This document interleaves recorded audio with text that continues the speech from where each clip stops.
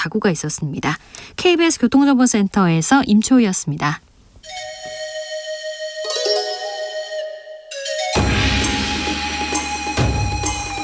빛보다 빠르게 슉슉, 바람보다 가볍게 슉슉, 경제 공부 술술, 경제를 알아야 인생의 고수가 된다.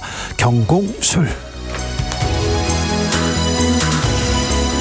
경공술 주진우 라이브 경제 선생님 염승환 이베스트 투자증권 이사입니다. 어서 오세요. 네, 안녕하세요. 네.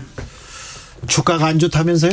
네, 요즘에 좀 주식시장이 한 달째 지금 빠지고 있거든요. 한 달째요? 네. 아니, 저 조금씩 올라가다 푹푹 빠지면 그러게요. 어떻게 됩니까? 6월 첫째 주까지는 괜찮았는데 네. 둘째 주부터 계속 이렇게 좀 지지부진하더니 왜 그래요?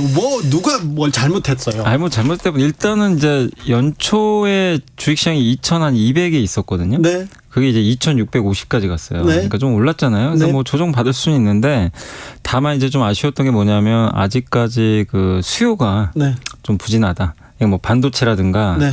이런 이제 전자기기들 있잖아요. 네. 이런 쪽이 좀 중국이 아직도 안 좋잖아요. 네. 그러다 보니까 이제 거기에 대한 약간의 실망감.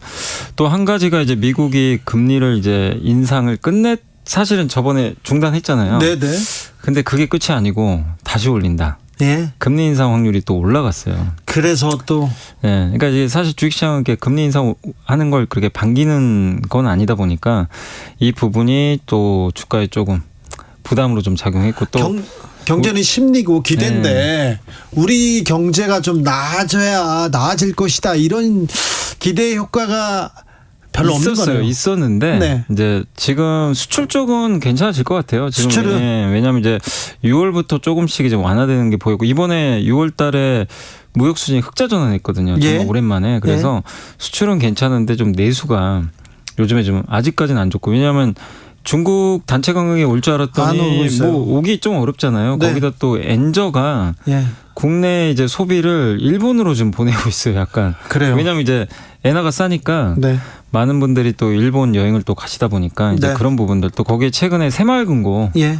이슈가 좀 터지는 바람에 이 부분이 또 증시에는 이렇게 좋은 이슈는 아니거든요. 새마을금고 그렇게 유동성 걱정할 필요는 없다고 하는데 괜찮은 겁니까?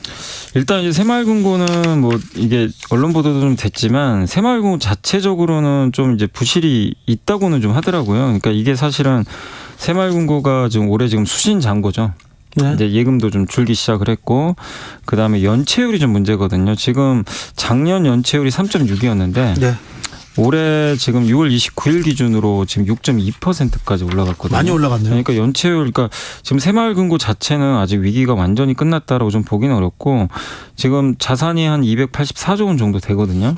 네, 그러니까 꽤 큰데 이게 이제 다른 금융기관과 좀 다른 점이 뭐였냐면 이게 태생적으로 좀 규제가 좀 어려워요. 왜냐하면 금융회사들 있잖아요. 네. 뭐 저기 뭐 저축은행도 그렇고 다 금감원이 관리 감독을 하잖아요. 네. 근데 여기 새마을금고는 행정안전부가 소관이거든요. 아, 그래요? 그래서 여기는 금감원이 어떻게 손을 댈 수가 없어요. 네. 그러니까 이제 약간 근본적인 문제 중에 하나가 감독 체제가 네. 좀 미흡할 수밖에 없었고 여기 총 인원이 13명이 이 284조 원을 좀 이게 어떻게 보면은 관리를 하는 거죠. 아, 그래요? 여기 이제 직원 여기 그 행안부 소속. 네. 그러다 보니까 이 새마을금고 관리하기는 좀 너무 부족하지 않았나 이런 얘기도 있고. 그래서 전문 인력인가도 또 조금 더 생각해 봐야 되고요. 예. 저기 주가 조작 그 일삼았던 그 사람들 수사는 어떻게 되고 하고 있습니까? 잘 되고 있어요? 지금 일단 구속영장은 청구를 해놨고 예. 이제 거기 이제 그 강모 씨인가요? 그분 같은 경우는 이제 자기는 뭐 주가 조작이 한 적 없다 이렇게 좀 밝혔지만 주식 카페 사이트 예, 운영자입니다. 예. 근데 이제 검찰에서는 결국 2020년부터 네. 요거 주가 조작했다. 예. 그러니까 통정 매매죠. 네. 서로 이제 특정한 가격에 연락을 주고받고 난 여기서 팔 테니 넌 여기서 사라. 예. 거기 통정 매매. 그건 이제 이 명확한 주가 조작이죠. 금지돼 있습니다. 우리 네. 한국에선. 그래서 그 혐의로 일단 이제 구속영장이 청구가 됐고 예전에도 한 2010 몇 년도에도 한번 이제 이 이슈로 네. 한번 이제 조사를 받았고 집행유예 받았어요. 예, 집행유예 받았죠. 예, 그래서 그런 또 전력이 있다 보니까 그런데 예. 주가 조작범들은 이렇게 솜방망이 처벌 받더라고요. 거의 대부분 뭐 집행유예로 풀려나거나. 그러니까 우리나라가 사실 미국과 좀 다른 점이 이런 이제 자본시장법 지금 위반한 거잖아요, 사실은. 그래서 이제 금융 범죄에 대해서 좀 너무 가볍지 않냐 처벌이. 네. 그래서 이런 일들이 자꾸 반복된다. 이런 얘기들은 좀 있는 것 같아요. 알겠습니다. 네. 좀 부분 좀 살펴볼까요? 반도체 어떻습니까? 반도체가 그렇게 좀 안 좋다면서요? 좋진 않아요. 근데 네. 좋진 않은데 주가는 많이 올랐어요. 아시겠지만 이제 AI 반도체라 그래가지고 네. 이제 미국에서 엔비디아 주가 많이 올라간 것처럼 챗 GPT에 들어가는 이제 그런 반도체가 고성능 반도체인데 아니 그 엔비디아만 오르고 삼성 하이닉스는요. 아니, 하이닉스 많이 올랐어요. 하이닉스? 하이닉스는 거의 한 50% 가까이. 올랐어요? 예, 연초 대비 올랐는데 네. 최근에 이제 좀 오르고 나서 네. 좀 빠지고 있고 그 이유가 지금 반도체 경기가 아직까지는 완벽히 돌아서지 않아요. 우리 기대했던 것보다 네.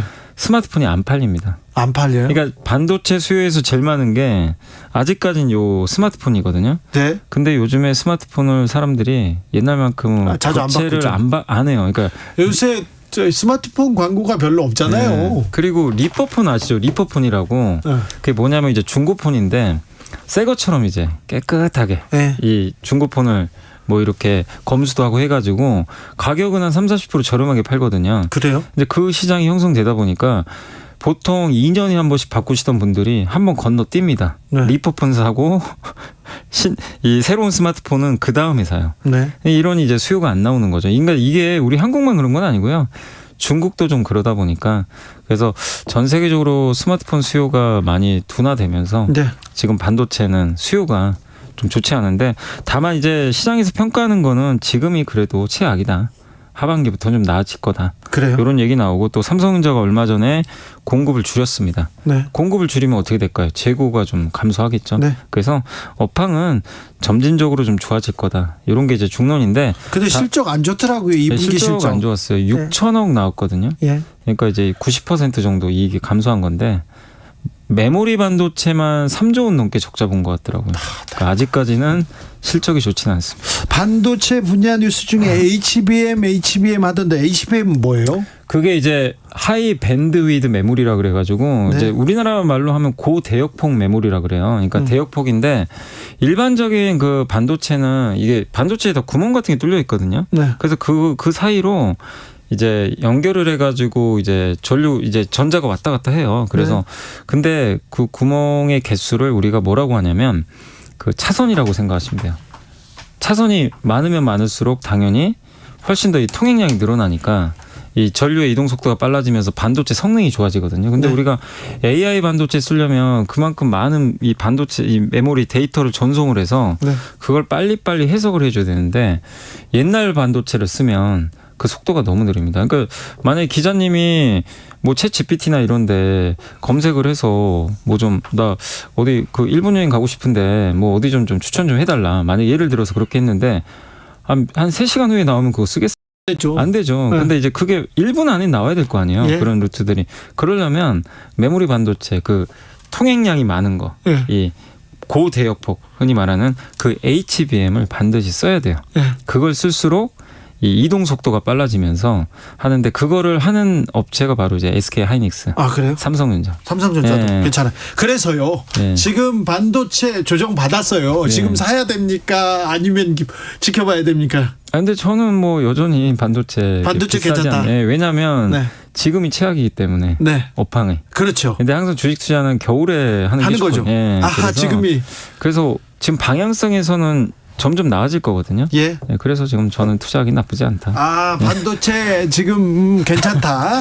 근데요 아까 주가 조작 그 관련된 그 회사 있었지 않습니까? 네. 5개 종목 네. 거래 정지됐다가 다시 거래되는 네, 거. 네, 네. 근데 그 회사들이 나쁜 회사가 아닌데 그 작전이 걸려가지고 이렇게 하한가 맞았다고 근데 얘기했잖아요. 거기가 이제 그렇게 한가 맞은 이유가 신용매매 같은 게 좀, 그러니까 그 라더견 사태 아시죠? 네. 거기도 사실 CFD라 그래가지고 빚내서 산 거잖아요. 네. 여기도 이제 비슷한 거죠. 자, 빚내 샀는데 네. 5개 회사 그렇게 나쁜 회사 아니라고 했는데 네. 지금 거래 시작됐는데 다시 또 떨어졌잖아요. 거래 풀리고 다시 또 떨어졌죠. 그러면 지금 이게 따라잡기 해야 된다 이런 사람들이 있는데 지금 이거 좋은 아니, 기회입니까? 그거는 아닌 것 아니에요? 같아요. 왜냐하면 이제 여기에 거래가 이제 터졌잖아요. 네네. 이제 워낙 많이 빠지니까 네. 서로 이제 그리고 또 주가 변동성이 크니까 단기적으로 한번 투자해 보려는 분들이 그런 사람들이 많아요. 있어요. 네. 근데 여기에 이제 계속 이제 거래가 왔다 갔다 하면 매물이 많이 쌓이거든요. 네. 그래서 저는 아직은 네, 좀 시간을 더 두고 보셔라. 자, 알겠습니다. 지금은 좀 판단하기 어려운 것 같습니다. 단기적으로 현대차는 괜찮지 않습니까? 현대차는 이번 2분기도 굉장히 좋은 실적을 낼 것 같습니다. 네. 차도 지금 잘 팔리고 있고요. 예. 예. 그 좀 놀라웠던 게 IRA 법안 때 인플레 감축법 법안 때문에 미국에서 보조금 못 받잖아요. 조정 많이 받을 줄 알았는데. 네. 근데 이번에 미국에서 2등했다 그러더라고요. 예. 전기차가 오히려. 예. 그러니까 그만큼 지금 현대차는 좀 상품성도 되게 좋고 예. 그 보조금을 못 받아도 굉장히 좀 경쟁력이 있을 정도로 지금 잘하고 있는 것 같아요. 그래요? 근데 걱정은 그거예요. 항상 주식시장은 어떤 걸 걱정하냐면요. 지금 너무 그러니까 잘 나가니까. 반도체랑 정반대입니다. 네. 반도체는 너무 안 좋으니까 이제 좀 좋아지겠지 이 생각을 하잖아요. 네. 자동차는 반대입니다. 네. 너무 잘 나가니까 네. 이제 이거 끝나는 거 아니야? 꺾이지 않나? 그걸 이제 우리가 피크아웃이라고 하는데 이제 고점 찍고 내려오는 거. 네. 그래서 지금 자동차 주가는 사실 이렇게 좋은데 그러니까 지금 굉장히 좋은데 실적은 주가가 안 가요. 안 가요. 왜냐하면 이제 앞으로 불안하다. 안 좋아질 것 같으니까 지금보다 안 좋아지는 거 아닌가. 자, 에코프로 어떻게 됩니까? 에코프로가 오늘 100만 원을 찍고 왔습니다. 네. 예, 그랬다가 이제 오후에 밀리긴 했는데 에코프로가 뭐 여러 가지 뭐 기록들을 좀 써낸 건 사실인데 최근에 좀 주가 올라갔던 건 제가 봤을 땐 공매도라고 아시죠? 이렇게 예, 예. 하락 쪽에 좀 베팅하는 건데 네. 공매도를 했으면 다시 사줘야 될 거 아니에요, 언젠가는. 네. 근데 아마 공매도 했던 세력들이 이번에 많이 손실을 보고 주식을 사준 것 같아요. 네. 반대로. 네. 근데 주식을 산다는 건 뭐죠? 사면은 주가 당연히 올라가게 되죠. 네. 손실이 너무 크니까. 그래서 아마 외국인 투자자로 좀 추정이 되는데 그동안 외국인들이 에코프로 좀 많이 팔았거든요. 네. 6월 중순부터 사기 시작하더라고요. 그래요? 그리고 7월 들어와서는 하루에 뭐 30만 주 더 사고 네. 굉장히 공격적으로 사고 있습니다. 그 얘기는 이제 공매도 쳤던 거에 약간 네. 손해를 보고. 외국인은 따라가야 되는 거 아닌가요? 아니 외국인도 네. 그 이제 부류가 되게 많잖아요. 네. 근데 외국인들이 뭐 장기 투자하는 것도 있겠지만 네. 일단은 지금 시장에서 추정하기로는 좀 공매도 했던 거. 아하. 이제 손해 보고 좀 항복한 거 아니냐. 자, 그러니까 네. 지금 반도체는 괜찮고 반도체는 투자 뭐 괜찮고 지금 자동차하고 에코프로는 좀 지켜봐라 이런 얘기죠. 아니 자동차도 좋게 봐요. 좋게 본다고? 아, 예. 자동차 좋게. 근데 네. 자동차가 이게 못 가는 이유는 주가 이제 여전히 저평가인데 지금보다 좀 나빠지면 어떡할까? 네. 이걸 좀 걱정을 하더라고요. 아하. 그래서 그런 거지. 그런데 여전히 뭐 저는 괜찮다고 생각합니다. 건설주는 없었습니까? 어떻습니까? 건설주는 그 GS건설 아마 충격적인 순살자이. 그 사고가 좀 있어가지고 지금 오늘은 좀 반등은 해줬거든요. 네. 오늘은 했는데 일단 건설이 이게 다시 일어나서는 안 될 일이 또 발생한 거죠. 작년에 아마 기억하시겠지만 그 광주 아파트 현대 아이파크. 네, 현대 아이파크 그 사고 이후로 굉장히 또 안전에 대해서 신경을 많이 썼는데도 이번에 인천 검단 쪽에서 네. 지하 주차장이 일단 붕괴가 됐잖아요. 근데 네. 이건 명백하게 어쨌든 부실 시공이죠. 예, 어쨌든 이제 이 부분에 대해서는 좀 잘못을 했기 때문에 어쨌든 지금 건설 업종에 대한 투자 심리는 안 좋고 또 문제가 뭐냐면 이렇게 되면은 계속해서 이 안전 진단을 계속해야 되거든요. 해야죠. 예, 근데 이게 다 비용이에요. 예. 어쨌든 비용이 많이 들어갑니다. 네. 예, 그러면은 건설업종 실적은 안 좋아질 수밖에 없어요. 근데 철근 빼먹고 이렇게 부실 시공한 게 GS건설뿐이냐 이런 얘기 맞아요. 많은데요. 그런 얘기도 나오는데 근데 이건 알 수는 없잖아요. 우리가 예. 이제 밝혀질 때까지는 아직 모르니까 단정하기는 어렵지만 이제 앞으로 계속 더 조사를 하겠죠. 예. 그러니까 건설사들 입장에서는 상당히 좀 어려운 부담이네요. 예, 환경이 당분간 좀 이어질 수밖에 없는 것 같습니다.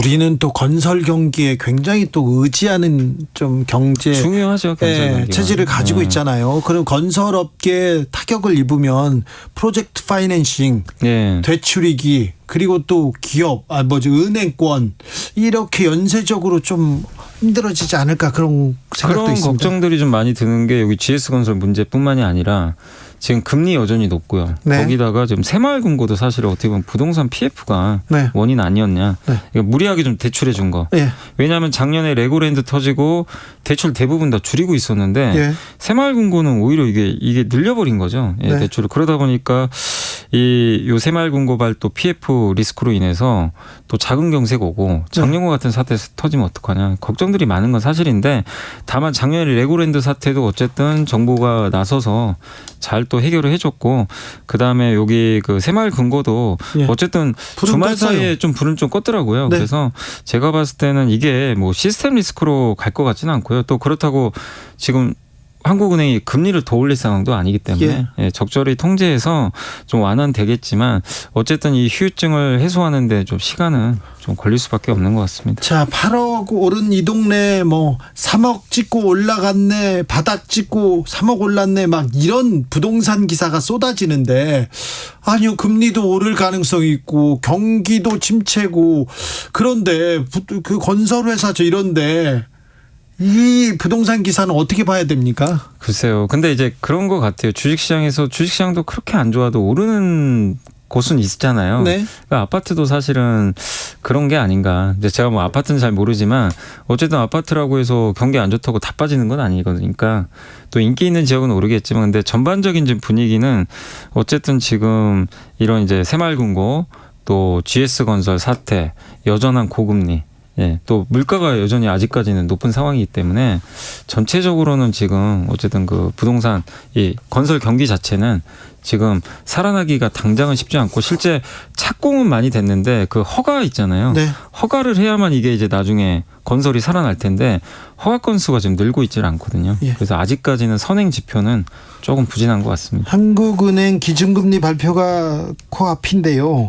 뭐 이렇게 막 금리를 올리기는 어려울 거예요. 왜냐하면 이제 지금 우리나라는 좀 내수 경기도 안 좋은 상황에서 지금 요거 GS건설뿐만이 아니라 예. 새마을금고 터졌잖아요. 네. 근데 이 상황에서 한국은행에서 금리를 올린다는 건 굉장히 좀 부담스럽거든요. 그래서 동결로 이번에 갈 가능성이 높은 것 같습니다. 수출은 좀 나아진다 이렇게 얘기합니다. 그러면 수출하는 기업들, 대기업들은 어느 정도 괜찮은데 내수는 계속해서 헤매고 있는 단계입니다. 네, 내수가 좀 나아져야 될 텐데 내수를 위해서는 중국 관광객들, 그다음 중국과의 교역이 필수적인 것 같은데.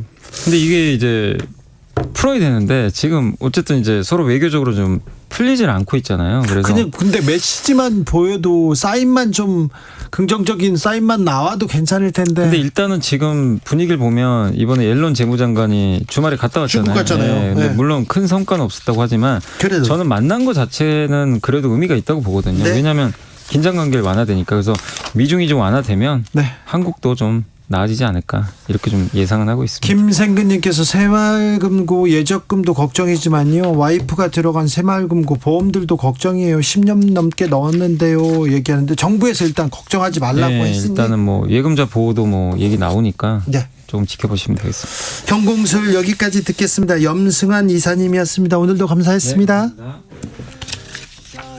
감사합니다. 엠플라잉의